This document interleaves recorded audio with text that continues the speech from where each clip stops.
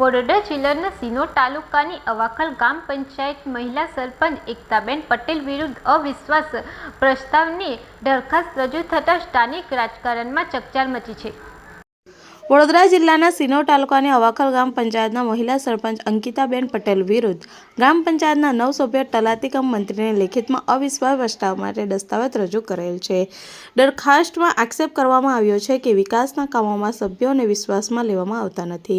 ગ્રામ પંચાયતના વહીવટી સભ્યોને જાણ બહાર કરવામાં આવે છે તેમજ વહીવટી નિર્ણયો સભ્યોની મંજૂરી વિના લેવામાં આવે છે। દરખાસ્તના સરપંચ અંકિતાબેન પટેલ મનસ્વી રીતે કામગીરી કરતા હોવાનો પણ આક્ષેપ કરવામાં આવ્યો છે।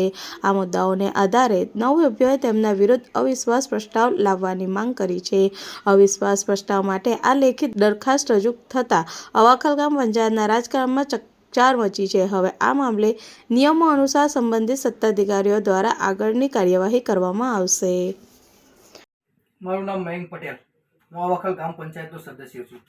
આ અમારા જે સરપંચ શ્રી છે એકતાબેન પટેલ, એ અમને કોઈ બી વિકાસના કામોમાં વિશ્વાસમાં લેતા નથી। એ માટે અમે 9 સભ્યોએ સહી કરીને તલાટી કમ મંત્રી સાહેબને અવિશ્વાસની દરખાસ્ત દાખલ કરેલી છે।